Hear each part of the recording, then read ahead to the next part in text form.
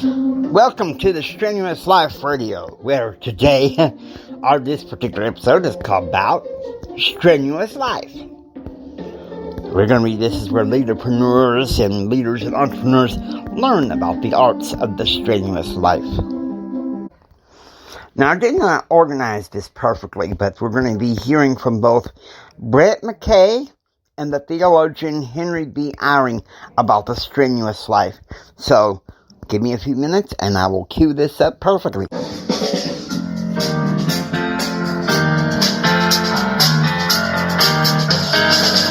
Brett McKay here, and welcome to another edition of the Art of Manliness podcast. In the first year of his presidency, the press used Theodore Roosevelt's name in connection with the word strenuous over 10,000 times. He was known as the strenuous president, and with good reason. From his youth, TR had lived and preached a life of vigorous engagement and plenty of physical activity. Today on the show, Ryan Swanson, professor of sports history and the author of The Strenuous Life, Theodore Roosevelt and the Making of the American Athlete, discusses not only how TR was shaped by what was called the strenuous age, but how he shaped it in turn by promoting sports and participating in athletics himself. We begin our discussion with what was going on during the late 19th century that got people interested in what was then called physical culture. We then turn to the beginning of Roosevelt's introduction to vigorous exercise as a boy, how he famously decided to make his body. We discuss TR's fitness routine when he went to Harvard, how he became a fan of football there, which led to him supporting the preservation of the sport as a president. We then discuss how TR lived the strenuous life while in the White House, and thereby inspired the American public to live vigorously too. And then we take a fun look at what TR thought of the game of baseball, how he went to a health farm at the age of 58 to get back in fighting shape, and what kind of exercise and athletics TR would be into if he were alive today. After the show's over, check out our show notes at awim.is/strenuouspresident. Ryan joins you now via clearcast.io. Once again, forget the faux pas of this podcaster here, Jimi Hendrix here. We're going to go ahead and, I think, in addition to a love of sports and physical activity and doing good deeds, a lot of strenuous life deals with difficult times. So now we're going to go ahead and jump on over to the theologian Henry B Eyring. My hope is to give encouragement when life seems especially difficult and uncertain. For some of you, that time is now. If not, such a time will come. That is not a gloomy view. It is realistic, yet optimistic, because of God's purpose in the creation of this world. That purpose was to give his children the opportunity to prove themselves able and willing to choose the right when it is hard.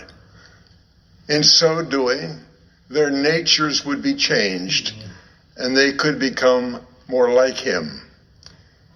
He knew that would require unshakable faith in him. Much of what I know came from my family.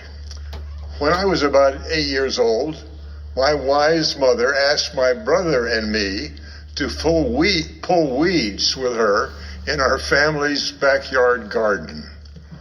Now that seems a simple task, but we lived in New Jersey.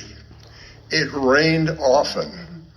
The soil was heavy clay. The weeds grew faster than the vegetables. I remember my frustration when the weeds broke off in my hands, their roots stuck firmly in the heavy mud. My mother and my brother were soon far ahead in their rows. The harder I tried, the more I fell behind.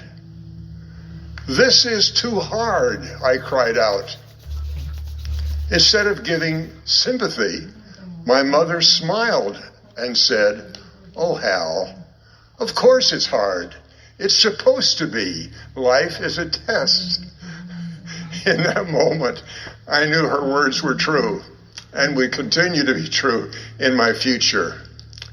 The reason for Mother's loving smile became clear years later, when I read of Heavenly Father and his beloved Son speaking of their purpose in creating the world and giving spirit children the opportunity of mortal life.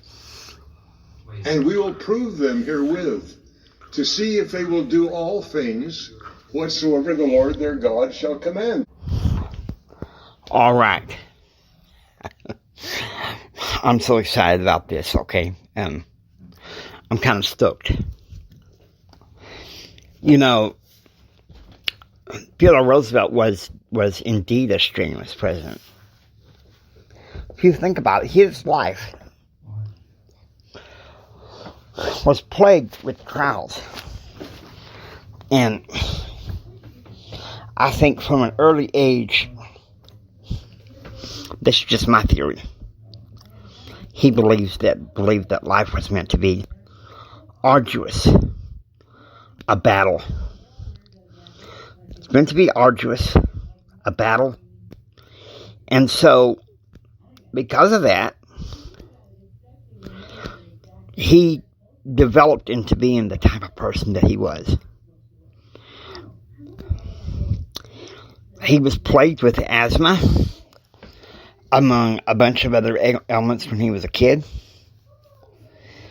And when he was 18, his father comes to him and he says, "Now, Theodore, you have the mind, but not the body. Work on the body, and your mind will follow." Okay, he goes to Harvard. He starts lifting weights. He starts participating in boxing. Let me tell you something. If swimming was a strong available sport at Texas Tech, that's what I would have done. That is what I would have done. Because that's what I did in high school. I was on the Permian High School swim team. And so, because of that, I learned some of the rules of sportsmanship, where you strive for excellence and you learn how to be a gentleman. I'll be honest with you, I don't feel like sports does that very much anymore. It's like it's lost its art, its spunk. Back when I was in Permian High School swim team, if Coach felt like we were out of line, he would put us all on the bleachers at the beginning of class of the practice. I was in the 3 p.m., not the 4 a.m. practice, because I live out in the country. And he'd say, you kids, particularly you boys, you young men, have been acting unruly. And for that reason, you're going to run some laps around the pool. Okay? And some of them I remember my first day in there. He said, "The last swim meet we had, some of you boys were acting terrible. I had to throw some of you off the team." And when he took me off the team, he said, "I'm only doing this because of state guidelines. I'm sorry, James, you're too old." He says, "The hardest thing I ever have to do." And he said, for 2 reasons. He said, "You are the most well-behaved young man on this team. And you're an inspiration for the entire team. We're going to miss you." Of course, I still went to 3 p.m. swimming practice all throughout high school. I couldn't resist it, you know. And then here's the beautiful part, okay? Here's the beautiful part. The beautiful part about being on that swim team. I learned about the art of teamwork. And we need that in times of adversity, okay? We need that in times of adversity. I was listening to a podcast, I think it was either last week or the week before, by Delatoro McNeil. The podcast is entitled Crushing Life. Episode is entitled Thriving Through the Storms. And he gave this little logical reasoning thing that's like in 3 parts. He said you're either A, entering a storm, B, in a storm, or C, just left a storm. Now that's something to think about.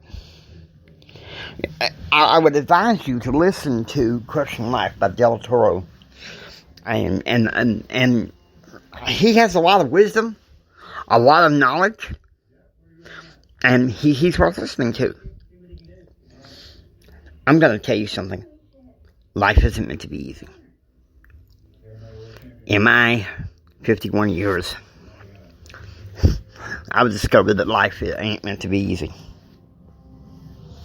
If it is, you wouldn't want it. You wouldn't want it. It's a strenuous life, right? It's kind of like, do the dance, okay? If you can see me right now, do the dance. Do the strenuous dance, you know? Many of you know that I get up at 4:30 in the morning. Or sometime thereafter, between 4:30 and 5. And then at some point, I do what's known as my hour of power. I do my hour of power, which is 20 minutes of prayer, 20 minutes of reading, 20 minutes exercise. Let me tell you something. If I half-heartedly do that, things don't work. I don't have as good a day. I don't have as many productive days. But when I do it religiously and faithfully and fully, let me tell you something. The days are a lot better. The days are a lot better. Because then I grow in strength. You know?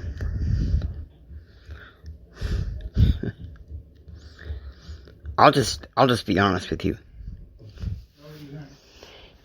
Like Theodore Roosevelt, when I was 13 years old, I was crippled by depression. And it was bad. And I was thinking to myself, how in the world am I going to approach this?